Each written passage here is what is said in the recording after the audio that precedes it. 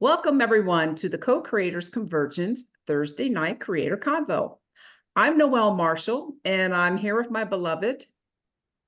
Hi, everybody. This is Bob. We're so glad you're joining us this evening, or whenever it is in Earth time that you're watching the recording of this, because we are all one, I believe, and there is no such thing as time. So thank you for being with us this evening, Kelvin. So wonderful to have you back with us. Kathy, thank you for hosting again this evening. Yeah, so welcome, everyone. And I do see some new faces here, and we do have some wonderful guests that are coming up in April. So before we dive in with Kathy and Kelvin, I'd like to tell you a little bit about the Co-Creators Convergence. So please stand by.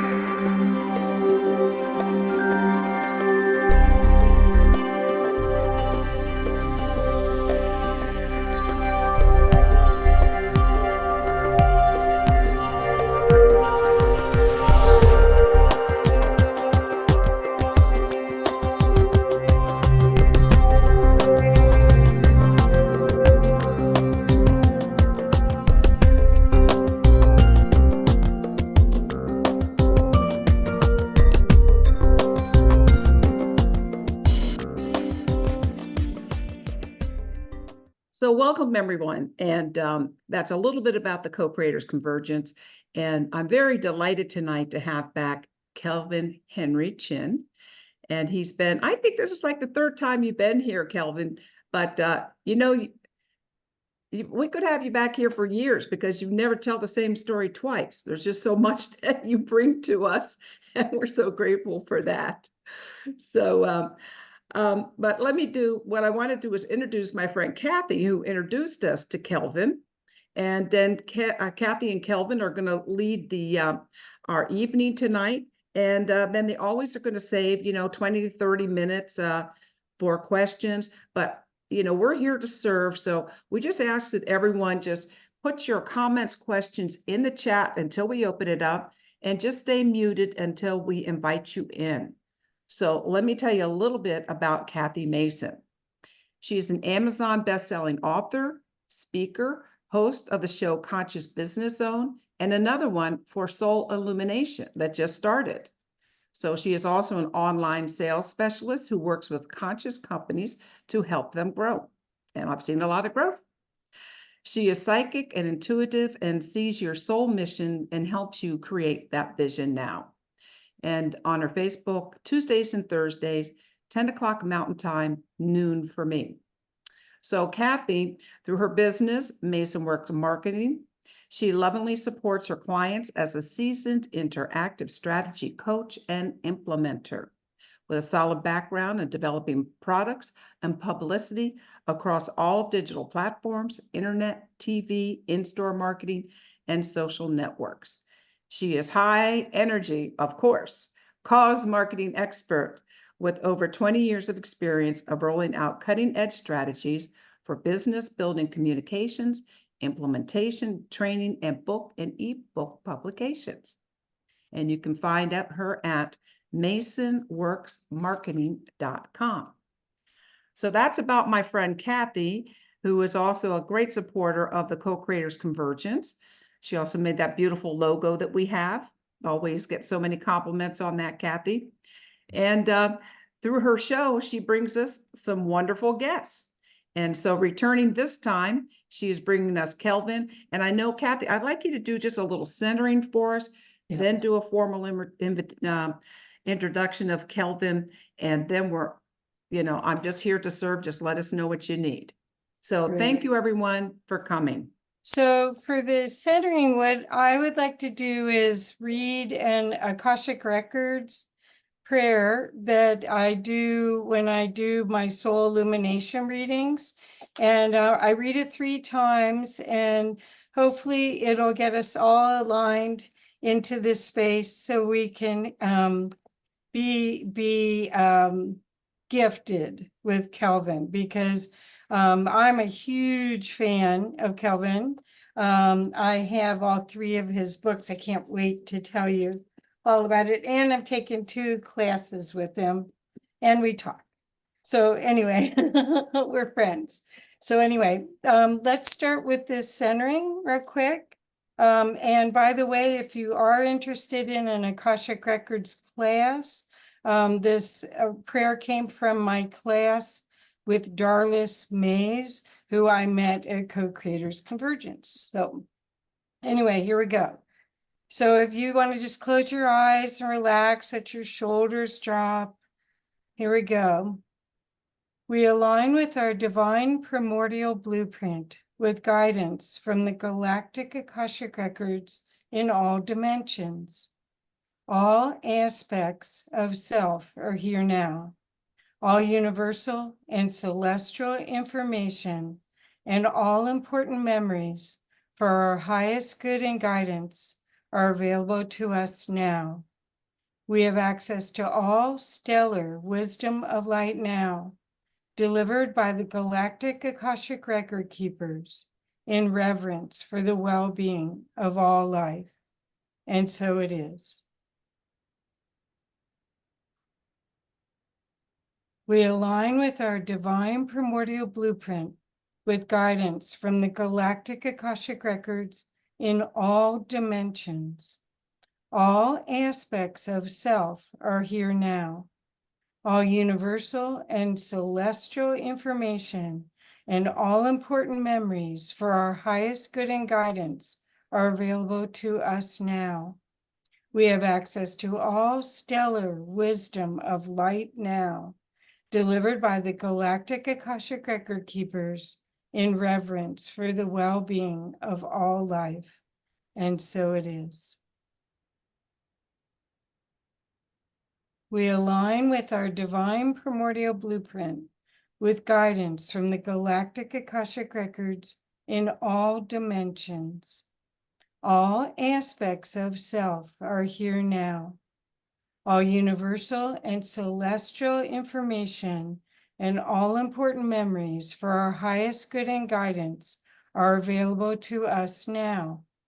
We have access to all stellar wisdom of light now, delivered by the galactic Akashic Record Keepers in reverence for the well-being of all life. And so it is. Masters, teachers, and guides, please show us what we need to know. Okay, we're in. So basically what that did was gave us access to a higher dimensional field of ourselves. and now we get to really see a higher dimensional aspect through my friend Kelvin Chin. So Kelvin is an author, teacher, and a guide. He is a public speaker and a meditation teacher. He's the executive director and founder of turningwithin.org and the Overcoming the Fear of Death Foundation. But Kelvin actually has several foundations. He has helped people in many different ways to live more effective and enjoyable lives since 1970s. He's the author of Overcoming the Fear of Death.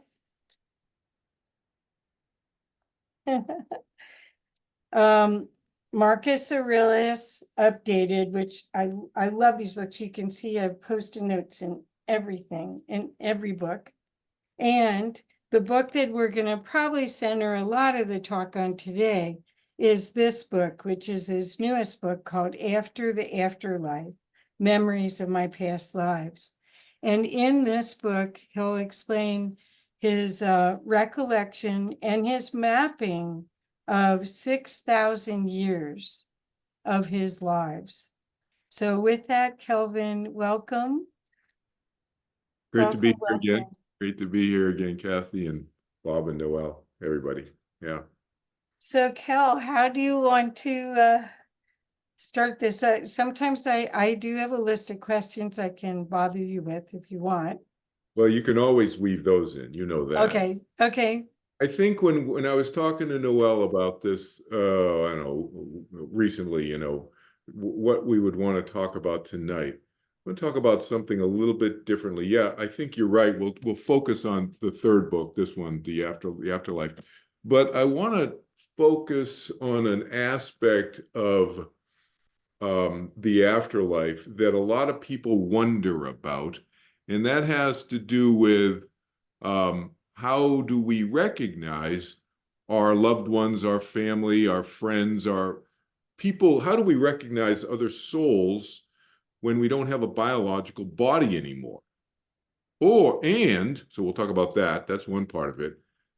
So in other words, in the afterlife or heaven or whatever people call, you know, the afterlife after we biologically die, how do we recognize people, beings who we knew? And then the other part is, how do we recognize them after they've incarnated into another physical biological body in a future lifetime, in the next lifetime, even the next one or the next one after that, or whenever, any future lifetime? How do we recognize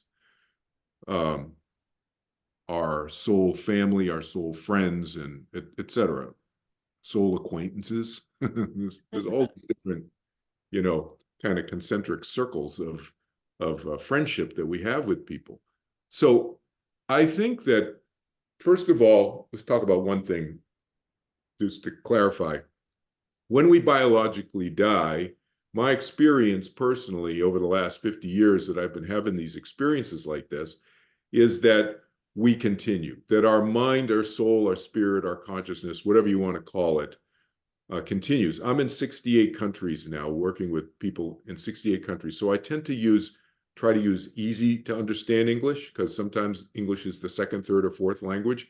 So you'll hear me often use the word mind, but I'm not just talking about the little mind that's playing with his hands right now while he's talking on a Zoom call, or the mind we use to focus driving the car down the highway and looking through the windshield and all that.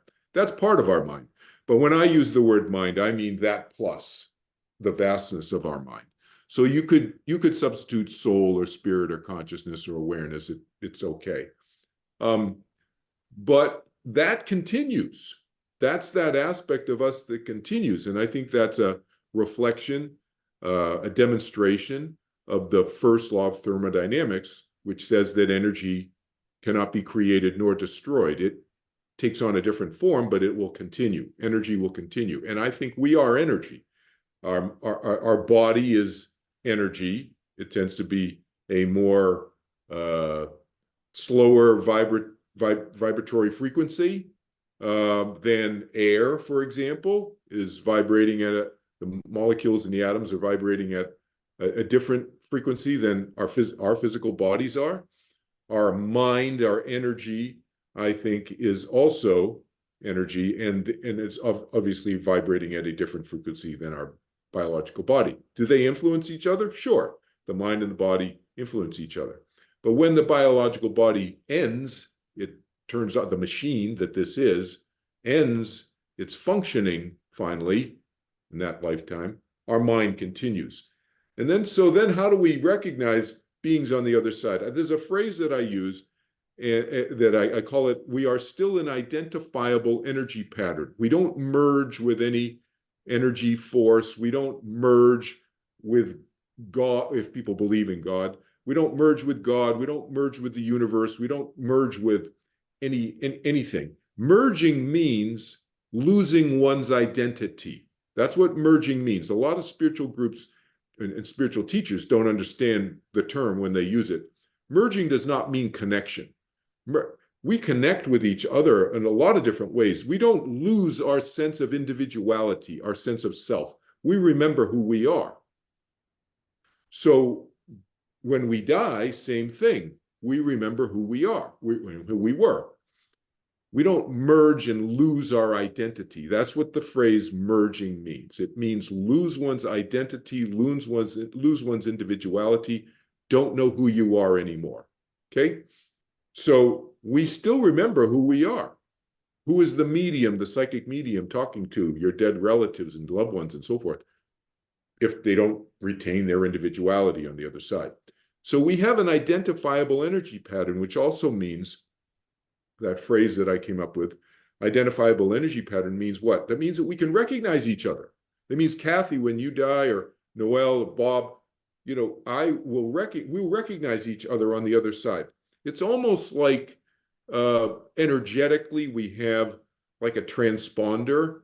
People who know anything about aviation, every airplane, every helicopter, every vehicle in the air has a transponder. And once assuming the transponder is turned on, it's an electronic device that's turned on in each of these vehicles flying around in the air, these planes and helicopters and whatever. That's giving off a signal that any radar in the world can pick up, and that radar screen will show that specific vehicle's identifiable energy pattern. It literally shows up on the screen as a K123 XY 478, whatever. I'm just making up a number, but that's what will show up on the screen, and that's identifiable to that particular vehicle. I think it's very analogous. When we die, we don't have a number, but we have there's something energetically about us that's still identifiable to other beings, other people who we've interacted with before. There's also identifiable traits, we'll call them, of that individual that continues after we biologically die. For example, that are more mental. That, for example, somebody has a really great sense of humor, but he does not have a very good sense of humor. You don't all of a sudden develop a great sense of humor when you biologically die and go to heaven, all right? You still have your own personality traits, whatever they are, when you biologically die. That's my experience. I just had a visitation, well, just 2 years ago. That's recent for me, because this has been going on, remember, for me for 40, 50 years. But a couple of years ago, a very close friend of mine, Phil, died.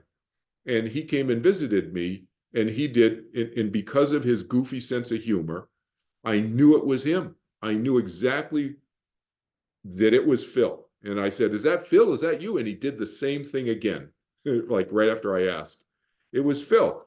That's his personality. So we can recognize these things. Another way we can recognize is visually. Sometimes some of you, I know some of you, because I know, having talked with some of the people who are in this group right now, about your own personal experiences. I mean, and feel free to share it when we come to the Q&A. Have had visual experiences of seeing a dead loved one, your grandfather, who you really loved, and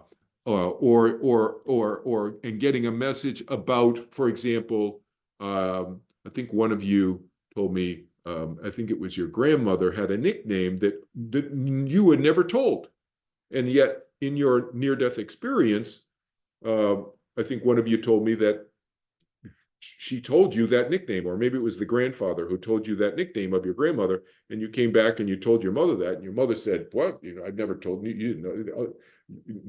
Nobody ever told you that."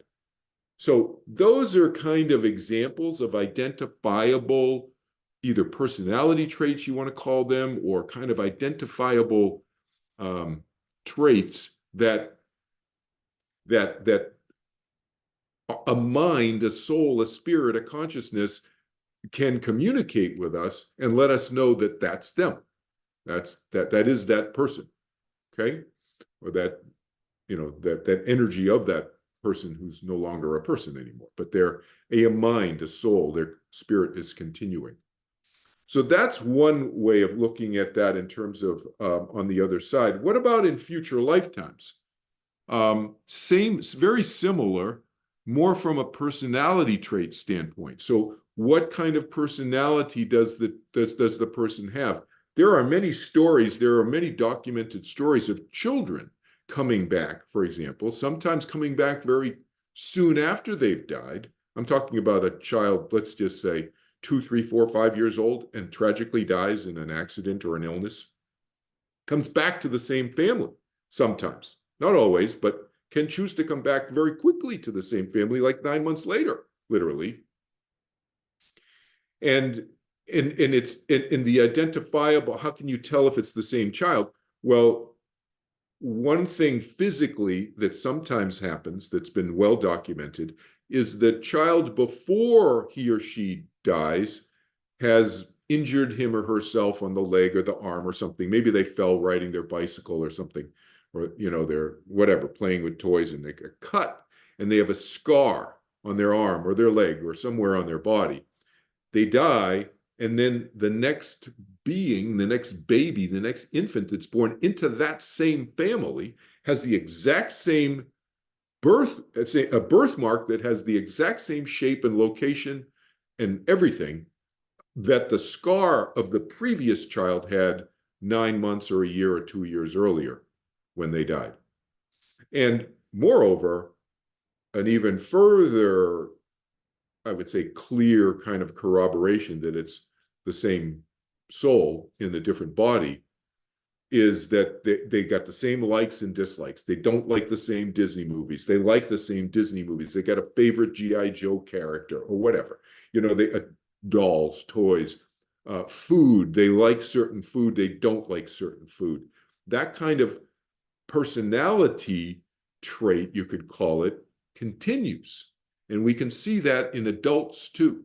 And so we don't always recognize them right away. Like my daughter, tell a story in my third book about my daughter has been my sister in another lifetime and my daughter in another previous lifetime previous to that. She's been my daughter at least twice, maybe 3 times. And she was my older sister, my current daughter, who's now 29 years old, Sam. She was my older sister 250 years ago when her name was Wilhelmine in Prussia. So we figured that out separately, somewhat separately from each other, and then kind of triangulated and followed some breadcrumbs and figured that out. So I think those are just to kind of cover the topic, and we can open this up to questions, and we can talk about anything about afterlife or past lives stuff or NDEs or anything in a minute. But that's the kind of the overview of the 2 areas I wanted to cover that Noelle and I talked about before. We scheduled this. So questions, open it up to lots of Well, stuff. I'll just try to coordinate it a little bit for you. Yeah, go ahead. Okay, Yeah. first, I do have a question that I think could add some insight to this. Yeah. Why do you think that the game of life here is that you forget everything, and then in your case, you were able to remember? Why do you think it's set up like that? I don't think it's set up like that. I don't think things are set up. I don't think they're set up. I think there's choice and free will and how you are wired. What do I mean by that? Some people are very, very fearfully wired. Let's call it. I'm not saying they were pre-wired that way. I'm saying that that's how they developed over millennia, over millions of years. I'm talking about even before you were human. Okay. Who knows what we were before humans even maybe existed? I think we've existed. If the soul is eternal, that means no beginning, no end. That means we manifested as I don't know what. We don't have a label for it before humans existed, Right. So I think over this huge period of time that each of our souls has been around, some people have developed a lot of fear. And I think that's a big block. So you want to say that's kind of patterned that way. You want to say it's set up that way. You could use that phrase loosely, but I don't think it's like somebody external has set up, okay, nobody's going to remember stuff. No, I think it's some people can remember. Why can I remember and why can't a lot of people remember? Why can my kids remember some stuff and other people can't? I think it's because I think there's two basic reasons. I mean, there's probably a million reasons, but I've kind of distilled it down to two things when people ask me this. One is I don't have a fear of death. And the other is I don't have a fear of embarrassment. And I don't mean that lightly. I mean that seriously. Yeah, I know. Yeah. I mean, a lot of people are worried about what other people are going to think about them. Yeah. Yeah, I think most people are walking around with that, whether they admit it or not. And I've got to the place where, I mean, and I think I was a little bit more like that when I was younger this lifetime, but now I'm like, it's like, I don't care if people believe me or don't believe me, what I'm saying. That's not the point. The point is I'm using these as teaching tools to help people reduce their fears so that they can live life more in a joyous way in the present. Right. The past life stuff is kind of irrelevant. It's really about what it has taught me about myself and the universe and other people and other beings, et cetera, et cetera. And then how do I adjust my choices that I make in my daily life so that the alignment of my desires is more, it leads to more fulfillment of my desires. That's to me what happiness is all about. That's what, to me, if you want to talk about what's the purpose of life, that's the purpose of my life anyway. I mean, I don't know, some purpose of some other people's life sometimes is to make other people miserable. That's not, there's no people like that. I've worked for people like that. Yeah. Yeah.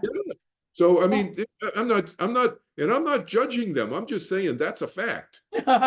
Well, I think part of the reason why you and your family and possibly a lot of your acquaintances in this lifetime are aware of their past life and their past life connection to you is because of the meditation work you've done and the meditation work you continue to do. And you guys, if you haven't taken Kelvin's meditation class, you want to. He makes it so easy, and the field is palpable. If you're sensitive at all, it's quite remarkable. But I would gather that silencing the mind and letting the whole essence of yourself be centered and calm could really make a difference. Do you agree? Noelle, are you going to say something too? Yeah, but I don't want to interrupt when. I'll just say one thing and then Noelle, you can say something. Okay. The issue there is how do you do that without trying to quiet your mind? Because everybody tries to quiet your mind. You can't quiet your mind by trying to quiet your mind. So anyway, that's what I teach, that's the technique. But anyway, go ahead, Noelle. Okay. Carolina had a question when you were talking earlier about, the transponder, we'll say on the other side, how you can identify, would you call that frequency? And then I also had a question that someone sent to me ahead of time. And she says she wants to know the difference between spirit, energy, and vibrations, because, she feels they kind of get, she's just starting to go beyond her Catholic upbringing and is kind of like, gets confused with how different people use that. So, Right. Between those two questions, if you could shed some light on that. And yes, I do want to take the meditation class. You can do that. So right. What Carolina's question was about the transponder thing. Does she have a specific aspect of that? The identifiable energy pattern question? I'm going to ask her to unmute. I'll let her write that in. Let me to you, and then you can ask me. Let me answer the other part. So energy, mind, soul, what was it? Vibration, I think. Yes. The way that I distinguish those, though, to me, I understand how people could treat them synonymously, but the distinction that I make is there's energy that can make decisions. That's what I call mind. And then there's energy that cannot make free will decisions. Free will just means decisions, choices, okay? But when you hear me use the word free will, I'm not using it in a moral authority way. There's in religions, sometimes you'll hear the word free will thrown around, and they mean moral authority. Who has the moral authority to decide this or this? That's not what I mean. When I use free will, I simply mean it in the simplest English definition of choice. Do you have a choice to do something? And do you have a choice to not do that same something? You have the choice. So to me, I draw a distinction between any vibration, to use that phrase that person had written in the question. Vibration to me is inanimate. But do minds have vibrational qualities? Yeah. But I don't see a mind and vibration as exactly the same thing. Does that make sense, Noelle? I'm not sure if that. Yeah, I was just trying to get that into the chat. So mind, let me. Yeah. So mind is something. The soul, mind, soul, spirit, whatever. Those are synonyms in my Okay. lexicon, my dictionary. Mind, soul, spirit, consciousness, those are synonyms. And the distinction between that and energy or vibration is that the mind, soul, spirit, consciousness can make decisions. It has the ability to make choices. Energy, inanimate energy, I consider inanimate. So one's animate, that's mind, soul, spirit, consciousness, make choices. And the other is inanimate. It's like, is this glass made of energy? Yes, it is. Mhm. Can this glass make a choice and all of a sudden not be a glass of water and just be a television set? No, it can't do that. But it is made of energy, and it's vibrating at a certain frequency, et cetera, that's measurable and so forth and so on, right? But it doesn't have a mind. That's what I'm saying. It doesn't have a the glass does not have a consciousness as defined by making a decision to be something other than what it is, can my mind change my body into something else? Well, I can't change it into a horse, but I can change my clothes, and I can change the temperature of my body by taking a shower or going in a hot tub, or whatever, taking a cold shower. I can do things like that. A glass of water cannot make those choices. You see the difference, right? I'm seeing the difference, and that's good. I mean, your mind can change your body from healthy to unhealthy. Yes, exactly. It does that quite frequently. So we do have some additional question here from Carolina. When you say we have like a transponder that is unique to us, it makes us identifiable from the other side, do you mean it's like a unique frequency? Like, I know it's my dad because it's my dad's unique frequency. So, Yeah, the short answer is yes. The okay. longer answer is, I'm using kind of analogies here, Carolina, to kind of describe something that's it's more abstract than that. I mean, there's stuff about your dad that's unique about your dad that you're going to know that I wouldn't know. And whatever that is, that's what I'm talking about. So fill in the blank of that. What's that called? So this transponder idea and this frequency idea is kind of what I'm referring to, but it's even more subtle and more nuanced than that. Because if I had your dad, it's not like if I had your dad's frequency, then I would recognize it was. That's too superficial. It's more subtle than that. I hope that helps. It's more personal than that. Right. Okay, so I would like, if people haven't read this book or don't know about this book, I would love for you to talk a little bit about this timeline of past lives. Oh, So, yeah. and then I have some questions about it, but Sure. as you see this timeline, if you guys can see there's a timeline till 1943 from 4000 BC. Yeah. So that's where Kelvin is using his knowledge of remembering and struggling to remember and process everything and put it in this book. That's where he's giving you the authoritative answers is from this experience, from being able to recall that. Yeah. So do you want to share a little bit about Sure. any of this? Let me make a comment about authoritative. I don't consider myself an authority. I consider myself someone who has had lots of wild experiences, and then I've interpreted them. And I Right. say that in the book, that these are my interpretations of, and this is, I say this in all my classes. Those of you who've taken my classes, you know, have heard me say this, that I view myself as a teacher. That means I share experiences and interpretations and perspectives and approaches and ways of looking at stuff with people, but you guys have to figure it out yourself and take what makes sense that I say and throw away the rest, or put it on a shelf and look at it later. Because each of us is involved in a personal self-development journey. We forget the fact that it's personal. Don't just blindly follow what somebody else told you, if whether it's me or anybody else. So I just wanted to comment on the authority phrase that you used.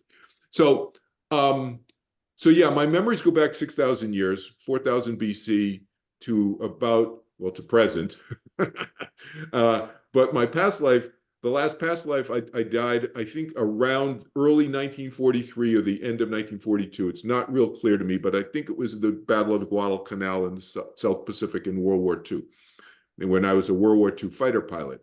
Most of my couple of dozen lifetimes of memories are of people that I don't know the names of. And, you know, they're just regular people like all of us. And there's a small handful of 4 or 5 different lifetimes where I remember being people who are known historically. Now, I think that's happened with a number of people. I'm not the only one. But what that has done is it's allowed me to look at my personality traits that I've been alluding to in previous discussions tonight, through a long lens, and through different lenses over a long period of time. And what that has done is it's helped me, at least about myself anyway, learn more about myself. And then I've extrapolated from that, and maybe I'm right, maybe I'm wrong, about that I think that this happens to a lot of people, that we have our personality traits that we tend to carry around with us for many, many lifetimes. And for my students who I've worked with, that seems to be the case. Those students of mine who remember some of their personality traits and who they were when and so forth, and what, you know, they were doing in 100 years ago or 1,000 years ago or 2,000-3,000 years ago, that personality trait continuation seems to be the case. And so the timeline that Kathy just shared with you is of about 24 different lifetimes from over the 6,000 year period. What else do you want to ask me about that, Kathy? Well, I guess I wanted to make sure that people understood that this is a deep dive.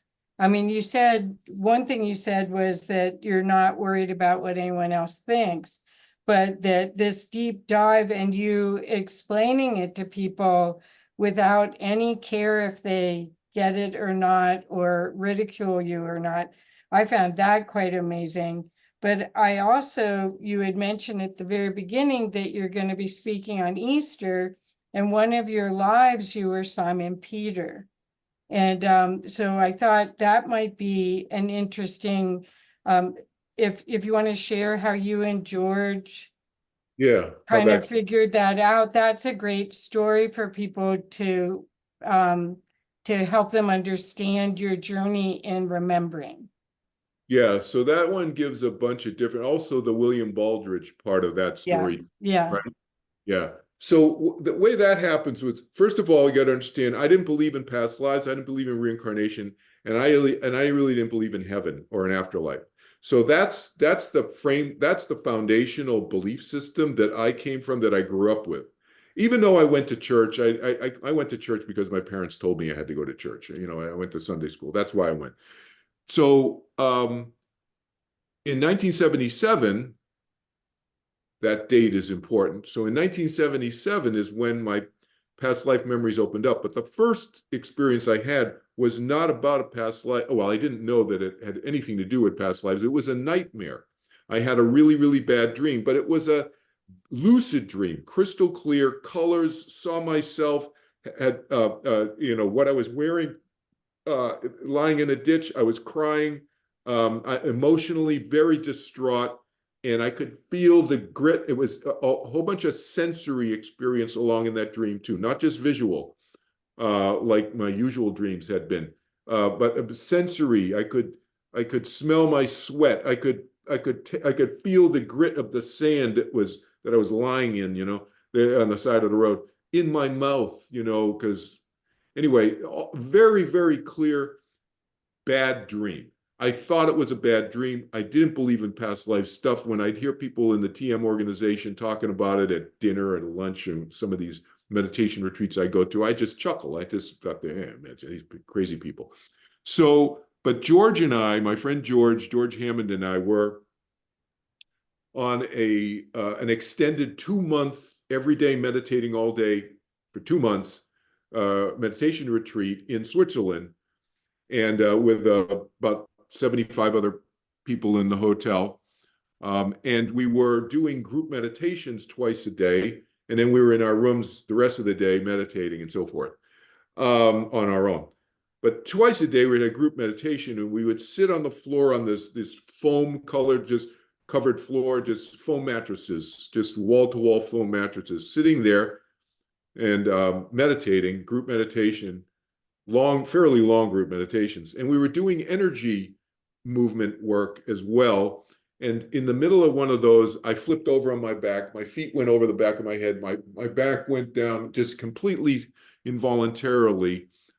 Energy just pushed me back. Some energy within myself pushed me back. And my arms went out to the side, and I was being crucified upside down. And so, I was experiencing the emotion, the pain. It was very sensory and emotional experience, physically painful, etc. I was reliving it. And so George and I were out for a walk. Everybody on the course regularly, we went for walks after lunch and dinners to get some exercise, besides doing the yoga we were doing in between our meditations and stuff. And we were out for a walk behind the hotel, where 2 of us, and I started to tell him about the dream that I had, the nightmare I had about 6 or 8 months earlier. And I just told him something very superficial in the beginning of the dream, like I had a really upsetting dream. And then he finished the dream for me. He told me what I was wearing, where I was on the side of the road, how I was emotionally feeling. And I've never known George to thought of him at that point in our 20-something year old lives to be psychic. But so I didn't think he was reading my mind. I was like, how did you know that? And he said, well, I was there 2,000 years ago. I'm the one who found you. So and he said, you don't know who you are? And I said, no. And so George grew up, Catholic, altar boy since he was 8 years old, et cetera, Catholic schools and so forth. So he knew the Bible inside and out. I didn't. I did, like I said, I went to Sunday school because I had to. My parents made me, and I didn't really pay attention. And so he said, you know who was crucified upside down? I said, no. And he said, Simon Peter was crucified upside down. So then I relaxed into this experience, which was continuing every time I closed my eyes, every time in the group meditation. This went on for the whole 2 months. And it went on for, I can't remember, 6 or 8 months or a year after that. Wow. From time to time. But it went on every time for 2 months at that meditation retreat. I'd flip over my back. And so I relaxed into it, just allowed it to happen. I didn't resist it, like I was probably resisting it a little bit initially. I relaxed into it, because it's not a real pleasant experience if you haven't figured that out.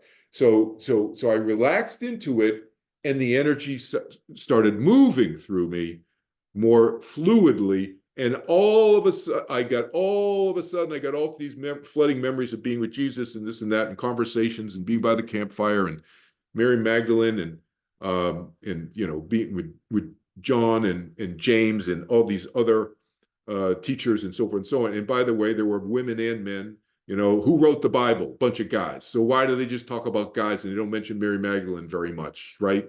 And you know, hello, a little bit of bias there, okay? So remembering all this stuff, and George and I started talking about this. We didn't share this with anybody else. We didn't share our memories with, we didn't think we were going to start talking about it. I didn't start talking about my memories until 2018. 6 years ago was the first time I started talking about this. We just figured, you know, this is our personal stuff. Why do we need to tell anybody else about it? They're going to think we're nuts. That's what George and I agreed. But we would share it with each other. And then every once in a while, I'd have a girlfriend or a wife. I have had a couple of wives. I told them because, you know, I got to be full disclosure. So, you know, it's going to come out at some point. And my kids, of course, have known, et cetera, et cetera. My kids have grown up knowing about all this stuff. So that was an unusual outside corroboration, George, and it's saying that to me in 1977. In 2020, I had a separate, was surprising, and quite frankly, it was a shocking level of surprising to me. In 2020, when I met this guy named William Baldridge on Facebook, he Facebook friended me because he also used to be a meditation teacher in the TM organization in the 1970s, but he was on the West Coast in LA and Los Angeles and Santa Barbara. I was on the East Coast. I was in New England, Connecticut, and so forth, Washington, D.C., teaching meditation. I never met any of the people on the West Coast who taught meditation. The same group, same organization, never met them. He told me 4 years ago that there was this guy in 1973. So when did I have my first past life memories? 1977. So 4 years before I had my first memories, there was this guy named Charlie Lutz, who was a leader in the TM organization, who I didn't know. I never met him. He died about 25 years ago. Never met the guy, never heard him speak, who was talking about my lifetimes. And he was referencing that there was a TM teacher in the organization in 1973, and I was a TM teacher in 1973 in the TM organization. And he referenced a TM teacher who was both Simon Peter and the Prussian king, Frederick II. And so I had memories of being a king of Prussia in 1978, 1979, but I didn't know which king of Prussia until 2014. I figured that out. That's a whole other story. But look at the timeline there. This was complete outside corroboration by somebody who was considered, I guess, within that aspect of the TM organization as very psychic, this guy Charlie Lutz. He was about 30 years older than I was. He was 50 when I was 20. So, but he was in charge, he was head of the spiritual regeneration movement, SRM, which was obviously the spiritual side of the TM organization. I was in the science, education, teaching businesses, corporations, and professional athletes side of the TM organization. We had nothing to do with that organization. Can you imagine a business inviting us in to talk about past lives and stuff? No, that's what that guy was doing, this guy Charlie Lutz, with that part of the, you know, interest group of that part of the organization. So he was talking about my lifetimes and that there was a TM teacher. He didn't name me, but he said there was a TM teacher who was these two people in a prior lifetime. And he said he was saying this in public lectures in Los Angeles in 1973. And I had William Baldridge check with his friends who were in the room when Charlie Lutz was asked these questions about, he was asked, is there anybody now who walked with Jesus? I guess is the way the question was asked. And he said, yeah, in fact, he's a TM teacher, and this is who he was. And in a subsequent lifetime, he was also Frederick the Great, or Frederick II, a king of Prussia. I always thought, until I heard this 4 years ago, that it was really odd that the juxtaposition between those two lifetimes, right? But yeah, outside corrupt. That was perfect. Thank you. That's exactly what I wanted you to share. Thank you. Okay, so another question was, because we're coming up to Easter, is you had experience with Jesus. Hmm. Do you want to share a little bit about that? Because well, I have a specific question, but I don't have to ask it that way. Because Ask me you had a specific- different experience than maybe Yeah. what's been given to us in the Bible. Yes. So yeah, I have all kinds of different experiences, and that's from what's stated in the Bible. But ask me your specific question, and then I'll jump. Okay. Okay. So the question I had was, what was the thing that has upset Jesus the most about how his life has been used? Oh, okay, that's easy. That's an easy one to answer. Okay. The thing that upsets Jesus the most about how his life has, his story and so forth has been used is how Paul created Christianity, the religion of Christianity. Jesus did not, Paul did. I talk about this at some length in my past life book. But the short version is, that's the most disturbing thing to Jesus, is how Paul made Jesus's death and crucifixion a part of this myth that Paul created, that Jesus died on the cross to save everybody else from their sins. That is a Paul created story. And if you read even religious historians, not people who are have a religious agenda, but if you read a religious historian who's done the research of the original documents by Paul, written in Greek, his letters, etc., in ancient Greek, and the ones who can read ancient Greek have interpreted those, and they've corroborated the fact that Paul created Christianity. Jesus did not. And this notion of he died on the cross to save everybody else from their sins is absolutely the thing that bothers Jesus the most. And it bothers Jehovah, quite frankly, too, because Jesus and Jehovah had and have continued to today, to this moment, a very, very, very close relationship, as close as father and son, closer than the closest father and son. And in the Bible, there's some stuff in the Bible that is accurate. And that the capturing of that relationship between Jehovah and Jesus is accurate. Very, very close. And the reason it bothers Jehovah so much is that the notion that someone that he loved so much, Jesus, as if he was his son. He wasn't his son. Jehovah has never been in physical form, we don't think. So, but as if he was his son, he loved him so much that he would kill him and put him through so much suffering and physical torture. It's just anathema to both of them. That's clearly the answer. I know that absolutely the answer to that question, Kathy. Yeah, that's very, everything I read that lines up. And, what people don't realize is that Paul never knew Jesus. No. He didn't come around to what, 50, 60 years afterwards. And about 3.5 years later, Paul came to us and said, "Hey, he's going to stop killing and persecuting." He literally was killing. He was responsible for killing Jesus's some of his teachers. I know who Stephen is today. Saint Stephen, those people who know anything about the Bible, and Saint Stephen was the first. Do tell. He was the first teacher who was, murdered. We'll call it what it was. Martyred, by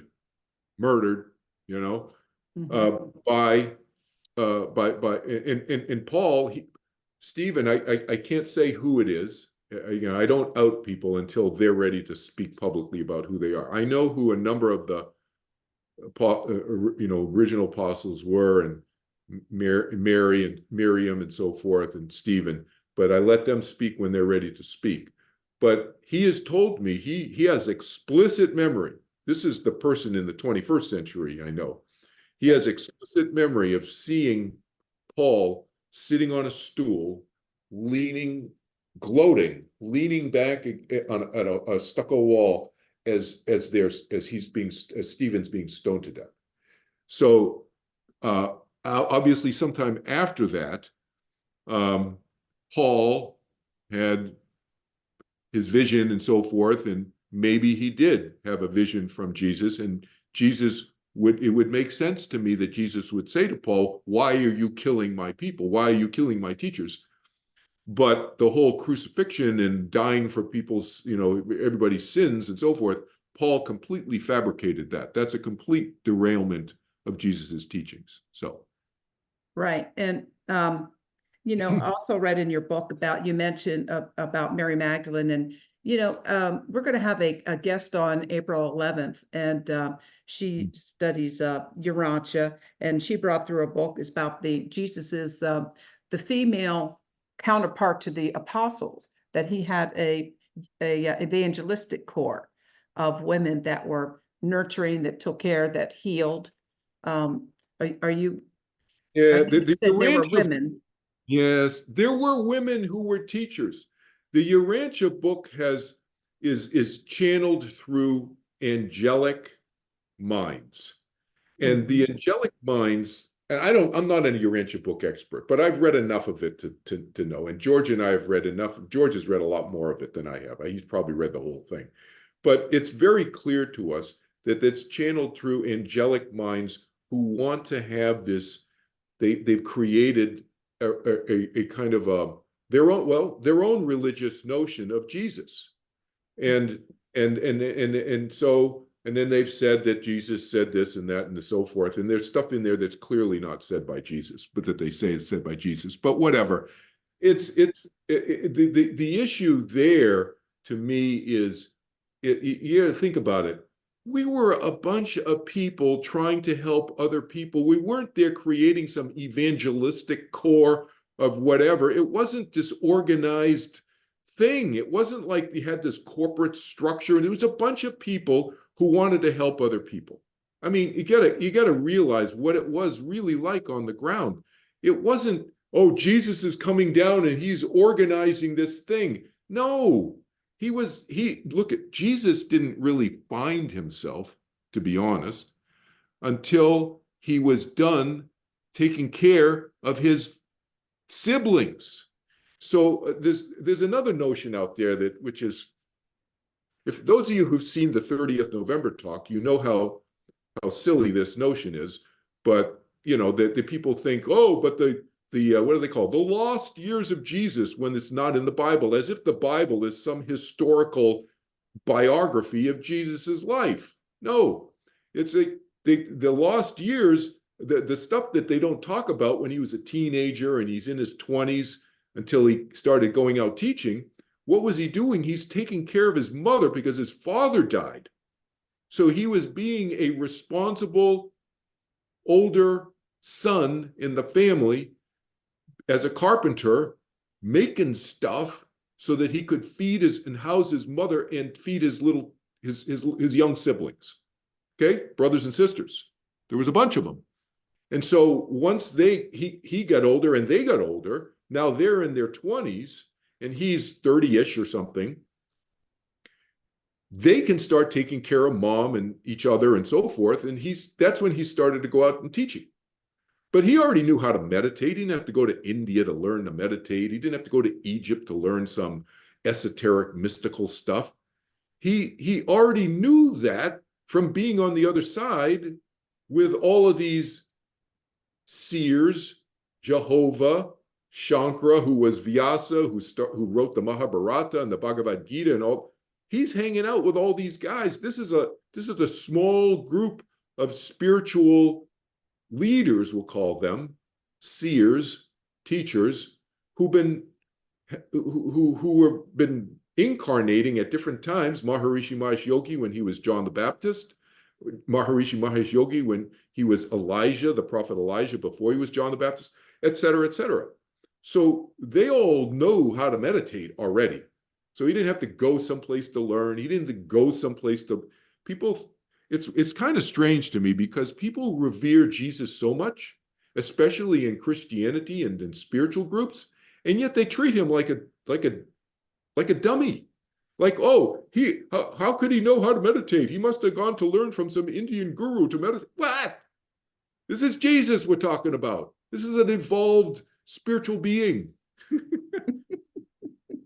Right? I'm sorry, I get a little excited about this, but it's like, we meditated with him every day. That's what seeking the kingdom of heaven within means. It doesn't mean go to some place that's heaven that people think is a place. That's a place you go after you die. But seeking the kingdom of heaven within is that place within you, which is your heavenly foundation, you could call it. I'm using this very figuratively speaking, which is your expansiveness of your mind. That's what I teach people to do. I call it turning within, right? Mhm. Does that help? That does help, but I'm going to ask you another question. Sure. Okay, so was Jesus in a scene? Would he have come through that lineage? And that may be a ridiculous question to you, but Again, yeah, no, well, yeah, I don't want to judge people's questions because I understand everybody's coming from a heartfelt, good place. Okay. absolutely. Thank Yeah. you. So I'm not judging in that way. That said, people are looking at Jesus in this very linear, oh, he must have gone to learn somewhere kind of thing. And to me, I find that demeaning, to be honest. That's why I get a little excited about it. It's like it's demeaning to my friend Jesus. It is. It's like, oh, well, he must have gone to kindergarten's religion school somewhere, No, he was born with this knowledge. Now, did he remember everything? No. Do I remember everything from all my previous lifetimes? No. That's what I'm trying to teach myself, is to remember more. I mean, I'm serious. That's my takeaway from having all these memories, is to want to remember more in my future lifetimes. Okay. So did he remember everything that he had discussed? I can't speak for him on this, but if you had me to guess, I'd say no, he didn't probably remember everything that was discussed with the group on the other side before he incarnated when they made their soul plan. But, because, and the reason I can conjecture about that is that John the Baptist and Jesus took a while for them to meet. But I know that John the Baptist and Jesus were part of the soul plan on the other side. A whole bunch of us were. But I didn't remember, when I was born, and this goes to Kathy's earlier question about, why don't we remember? Who knows? We're focused on feeding ourselves. We're focused on learning how to walk. When you're a year old, our minds are occupied with some real functional, environmental, and logistic, physical stuff. So, but so I know that it took them a while for them to meet, and they were even cousins. Their mothers are cousins. Elizabeth and Mother Mary was, they're cousins. Elizabeth was John the Baptist's mother's name. But still, it took them a while. It took them decades for them to actually meet. They saw each other. I remember, I can't remember if it's either Andrew or John the Baptist himself, or one of them told us that how my brother Andrew or somebody told us, or maybe it was James, but one of them told us that when they saw each other, because John the Baptist baptized Jesus. Jesus was in this long line of people, and I talk about it in my book, waiting to be baptized in the river by John the Baptist. And when they saw each other eye to eye, it was like their souls as if recognized each other, But anyway, did I answer the question? Did you answer the question? Yes, your emotion spoke volumes. So I'm just going to tell you, there's a movie out that's going to drive you crazy. Oh, yeah. Christspiracy. Christ what? Christspiracy, by the same people that did Cowspiracy and Seaspiracy. And a whole new look that what happened, what Jesus did in the temple and why he did it. And basically you come out saying, of the movie saying, oh, Jesus was a vegan, and that's what what was going on. Very And good. so you'll Yeah. get a kick out of that. Yeah, But I'm sure. if you get this riled up about Paul. But anyway, it's interesting. I do want to put it, Kathy, I don't know if you want to join in here. I do want to put it in gallery view and ask people to turn their videos on. For some, I'm just going to share what Jim shared. He said, after my son passed away, my wife, daughter, and I were driving in another state on vacation. What occurred is that we saw a car that had a license plate as Casper. Casper was our dog's son, which is now our dog. To me, that was a message from my son. No question in my mind that he was reaching out to us. Yeah, I agree. I agree with, was it Jim said that? Is that right? Yeah. Yeah, I agree with that. Yeah. You get these messages and they're personalized, you know? And when they're so personalized, I think it's pretty clear. Yeah. Yeah. So is there anyone that would like to chat with Kelvin while we have him here, or share an experience, something that aligns, or questions? Karen Somebody just, else a chance. Hi, yeah. Karen. Hi. Yeah, I'm loving all of this and trying to like put this succinctly. Like in some ways, I really understand the vibration print that you talk about. And in many ways, I don't. Yet what I find fascinating is I love these Thursday calls, and I haven't been available to get on for quite a long time. And I really came on because I'm with my 93-year-old parents, and my mom almost died a few weeks ago, but guess she decided to stay. So she's getting a lot stronger. So I came because of the title, you know, about afterlife. But what fascinates me is I had a friend, Mary, that Bob and Noel know very well, that I studied and worked with for 5 years under a spiritual teacher. And we were initiated in transcendental meditation with Paul Mueller Ortega. So what I find fascinating is Mary and I were walking through a farmer's market one day, and I said, we need a sign. We need to come up with a sign so that we can all recognize each other when we come back. And we laughed about it and we talked about it. I don't know if you remember that or not, Bob and Noel, but we were like, we need to do this. So just the fact that that happened, I'm on this call tonight with Bob and Noel. You're bringing up the transcendental meditation. I was initiated by Paul in TM. It's like the vibrational soul tribe. It just pulled me in, like, to come to this.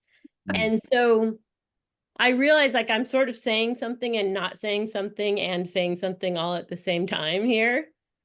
And I find it fascinating. I can't remember, but 2 nights ago, I had a dream, half awake, half asleep, of the reason why Jesus died on the cross, and it had nothing to do with saving sins. And I can't remember the reason, the detail, like I was just trying to recall it as you were talking. So I also find it fascinating that, I mean, I haven't thought that for 58 years. I grew up in the Catholic Church. I haven't had that thought. I just had it 2 days ago, and here you just said it out. Wow. So whatever's happening, something's percolating. Interesting. Yeah, a couple of comments. One is, I think that, I don't know about you, and I can't speak to you specifically and personally, but I know that a lot of people who were attracted to Maharishi Mahesh Yogi, especially in the early days, from 1959 into the 60s and 70s and into the 80s, and maybe even to present, but especially back then when 20,000 people a month were learning. That's when I was teaching. It was crazyville. I mean, 20,000, that was just the United States, not the rest of the world. Just in the United States alone, 20,000 people a month were learning. And so that's how I could teach 1,000 people before I was 30 years old, you know? And a lot of people were attracted to him, I think now, because of his John the Baptist lifetime. I think many of them were followers of John the Baptist 2,000 years ago. Some of us moved from John the Baptist to studying with Jesus. when John the Baptist was beheaded. And I don't know about you, let me see if that resonates or not with you and your friends or whoever, but I have seen that play out with a number of my old TM friends. A number of them have had some awareness and some explicit, like the person who was Stephen remembers, Maharishi, et cetera, knew he was John the Baptist before it was publicly known that he was John the Baptist, et cetera, et cetera. So that's one thing I'd comment. And the other thing was, what was the last thing you said about, after you started talking about TM, what was the last thing you said? I mentioned that a few days ago, that I had this awareness of why Jesus died. It had to do something I was reading with the Joseph communications. Yeah, I don't. That's why Jesus died on the cross, not that he died for all of our sins. Yeah, well, he definitely didn't die for all of us. That's definitely a Paul created thing, and that's historically known. Of course, it's not taught by the church, but because it doesn't serve the church. But Paul, that's definitely Paul created. I don't know. There's no reason that Jesus died on the cross. I mean, people think that there's a special reason. The reason for those of us who were there and are horrified, and including those who were there, who I know they are today, who want to have nothing to do with any of these discussions that we're having tonight, because they're still traumatized by what they saw and what they remembered from then. And so one of the things that I'm doing is helping people get over that trauma. And I'm not talking about 12 people. I'm talking about 1,000, 1,200 people. I'm talking about 2,000 or 3,000, 4,000 people were aware and traumatized by. I talk about seeing some of these people in the streets. I talk about this in my book, seeing them in the streets, people who never were with him in a room, but were traumatized by this horrific event. And the reason was a combo platter of the Sanhedrin priests being ticked off, that mainly a power play, that they're worried that he's going to take away their power base, and their power base means money, and they're all into power and money. Not all of them, but a lot of them. And you got to understand, there were 40, 50 Sanhedrin priests. There was a lot of them. It wasn't like 5 or 6 or 7 or 8 or 10 you see in some of the movies. There's what I would call a board of directors or a board of governors or something, loosely speaking, I would say that, there's like a small group of them that were, I don't know how many, 8, 10, 12 or something like that out of the 50, who were like the real senior decision makers. But I know who one of them was, one of the 50, one of the low, we'll call them lower level, junior level Sanhedrin priests, who tried to convince the others to not crucify Jesus, not murder him. And he's carried that around till he died in 2015. And Jesus came and visited him before he died. And I don't say this in my book, but I'm going to tell you guys, since it's a small group of people, I'll tell you who it is. It's in this book, my Overcoming the Fear of Death book, in the NDE section, where I talk about J. I don't mention his name, but I can say his name now. He's J. Peters, died for 20 minutes in a Seattle hospital. 20 minutes. Those of you know anything about healthcare, you die for 4 to 6 minutes is usually the max. That's it. 4 to 6 minutes. And if you come back after 4 to 6 minutes, you very often have brain damage or something. It's 20 minutes. And my friend Diane, she has her own visitation story in the appendix, because I put in its appendix separate because it's so long. Her visit from her father, I think, is 12 pages long. It's in the appendix of this book. But she was sitting next to Jay. They were very close. She and her husband Ray were very close with Jay. Jay literally, because he was somewhat infirm. He had a bunch of different, I think he had type 1 diabetes, and he had a bunch of other different complications since he was 11 years old. But he had this NDE when he was, I think, 54 years old in 2004. And Diane was sitting next to him in the hospital room. And I've talked to his doctors and had dinner with his doctors since he told me this story, and so on and so on. So I got it from different people. I know he died for 20 minutes. But here's the part that's not in here. He was a Sanhedrin priest. That's not in here. That's not in any of my books. Jay was the Sanhedrin priest, one of the Sanhedrin priests, to try to convince the other Sanhedrin priests to not kill Jesus. And he carried that guilt around with him for 2,000 years. Jesus came and visited him before he died in 2015. But the other thing that I don't say in this book, I described the NDE in some detail in here, but I left out the fact, and you know, you'll see why I left it out.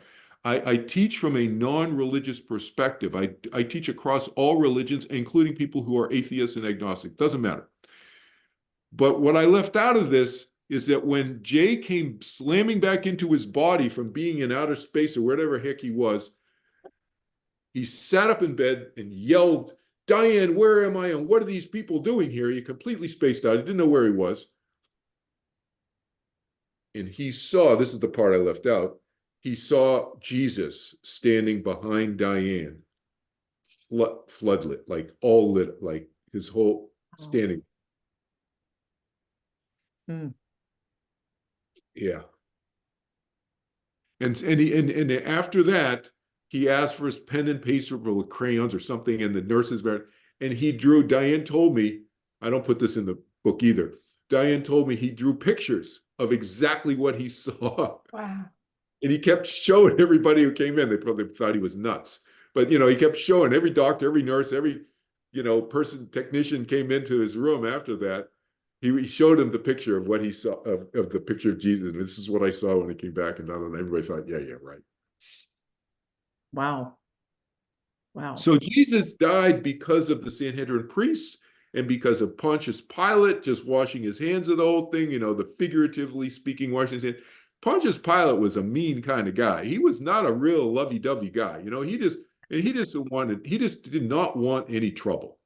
That was his job as the Roman prefect, the governor in Judea, is to not have trouble. And the guy before him was really mean. I think I saw something, I read something, I think the governor before him, 50 crucifixions before Pontius Pilate. So Pontius Pilate, yeah, so he was a little bit tamer than the other guy, but the previous governor, but he was not a real lovey-dovey, touchy-feely guy. He was like, just, you know, he was a Roman, it was very military minded, you know, keep Judea calm, no fights, no, you know, they didn't want an insurrection. And so that's why he said, you know, yeah, take him, you know, you want to kill him, you know, get rid of a problem. That's why he died.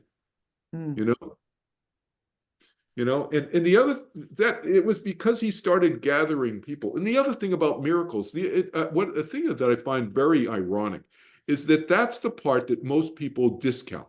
They say, yeah, the Bible, yeah, maybe it's not all there, but the miracles, forget about it. Who can do miracles?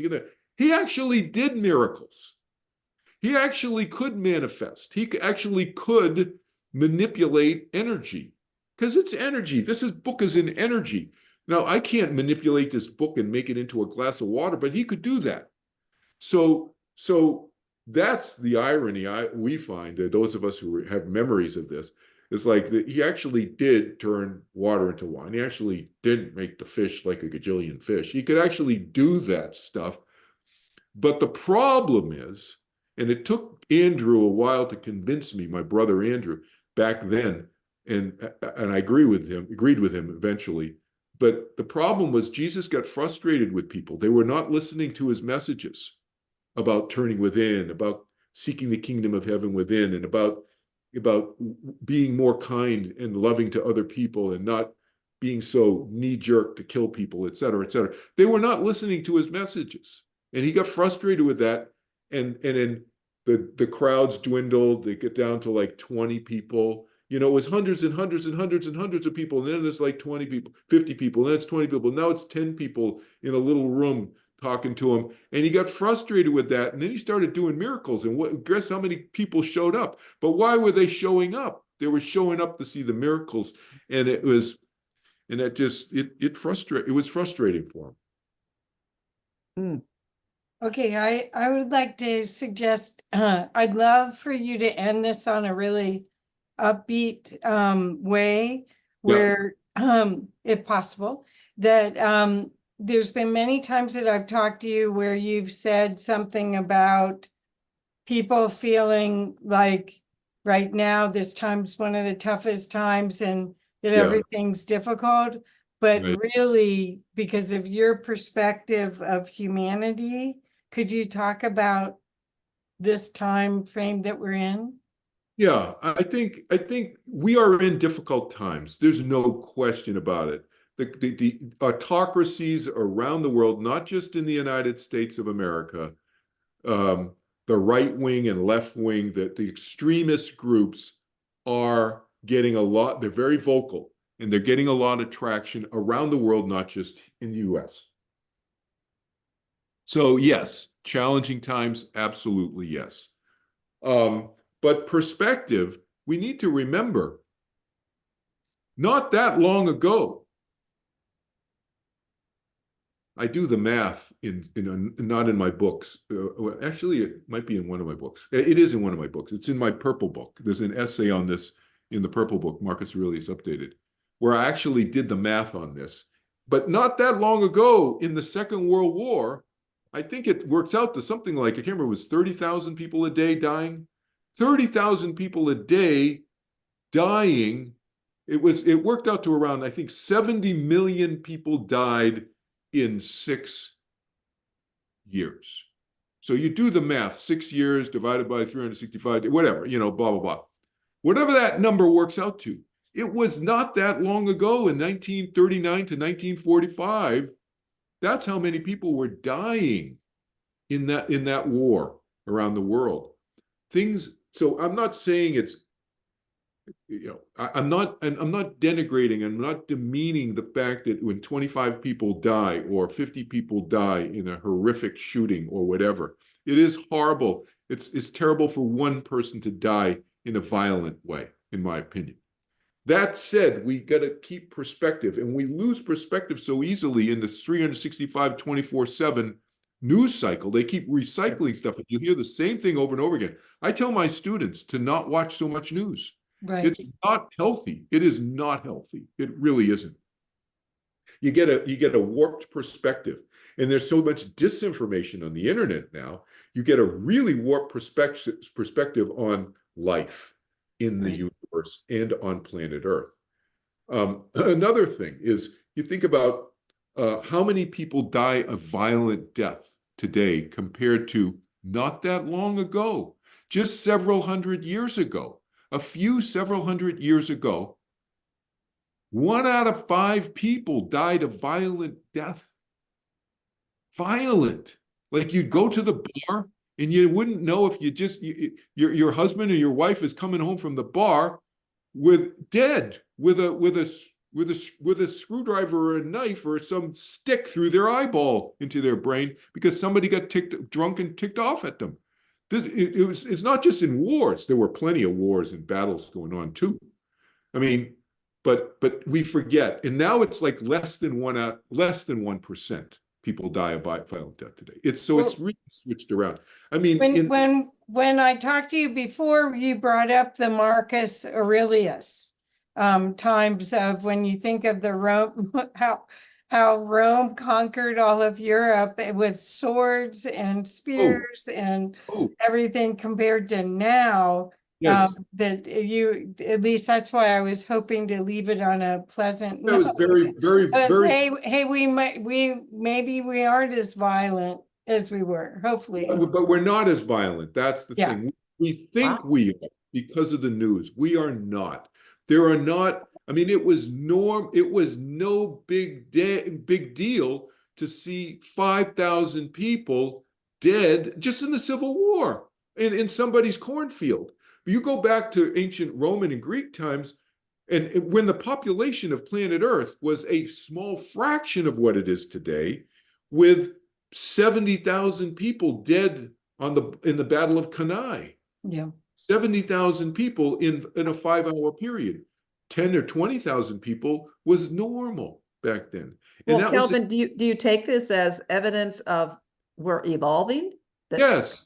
I think we are learning. Maybe slower than what a lot of us would like, But yes, That's why I was hoping you would end with this, that there's hope for humanity. there is hope.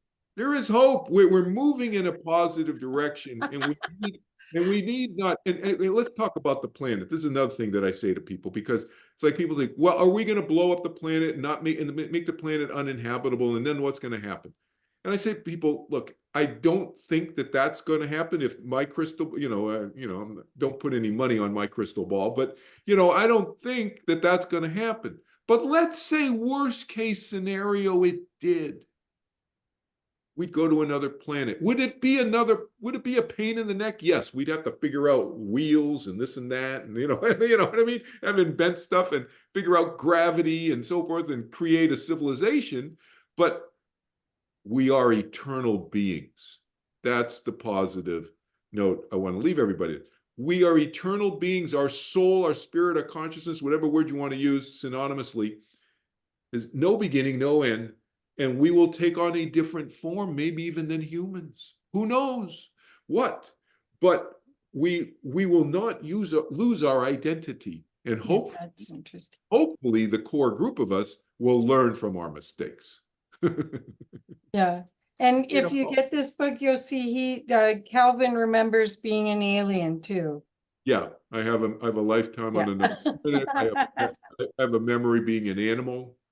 I'm sure I've been many animals, but I explicitly have explicit memories being an animal. Yeah. Well, Well, thank you, thank you, thank you. Thank you. Thank you so much, Kelvin, and everyone that came. It's just been a really great turnout, I think. And, I'm just so grateful that you share your wisdom and inspiration. You've given me some wonderful new things to think about and put into to explore. And I know that's what a great teacher that you are. That's the greatest gift you could give to someone is to help them explore a little differently and think about things a little differently. Exactly. And, That's my objective, is to help people explore themselves and explore their thinking about the universe and the planet that we live on and relationships that we have, maybe in a different way than they have before, and maybe in a way that helps them live life with less suffering and more happiness. That's beautiful. I'll close. Daisy says, "Blown away, thank you." So I think that's a great way to end. Thank you, everyone, for coming. And we did put your contact information. Do you have another meditation class coming up? Yeah, I have. I do them monthly, meditation class, and you go on my website, turningwithin.org is my meditation website, and you go on the register page, and you'll see the calendar, and you'll see how many seats left I have in a given class. I have lots of seats in my June class. I think I have one seat left in May, and I'm taking names for waiting list for my April class, and March is full. So, but I also, since you mentioned this, I do a free monthly Q&A open forum on the 30th of every month on Zoom, and you have to register it for it once, and then you keep using the same Zoom link. But it's not the same Zoom link as my meditation classes. So it's a unique Zoom link. It's open to the public worldwide on the 30th of every month at 3 p.m. Eastern time, 12 p.m. Pacific time, etc. And it's just every month, and it's open forum, and people can ask questions about anything. So there's one happening, what is it, a couple of days from now, right? Yeah. So you just go, you can register, find the link either on my Facebook page, you can find the event link, or you can find, or my website. If you're not on Facebook, then go on my website, kelvinchin.org, and you'll see a page that it says 30th monthly Q&A page, and you can register there. I also do a 6-part series on Afterlife, which is more organized because it's 6 parts, but 2 hours each session. And I've got another one starting May something. I can't remember if it's May 12th or so. I think it's May 12th. I have another one starting, and I do that about 2 or 3 times a year. And it's more organized. And if you go on that same website, kelvinchin.org, you go on that page and you'll see a preview of me talking about for 15 minutes what I cover in that. It's Awesome. wonderful. Thank you. Thank Thank you so much, Kelvin. Really appreciate it. It's just Sure. a joy to have you here. Always welcome back, of course. Thank you, Kathy, for Sure. bringing Kelvin, and we'll see you all next week. Actually, we will have someone talking about the Urantia book. Oh, happy birthday, Bob.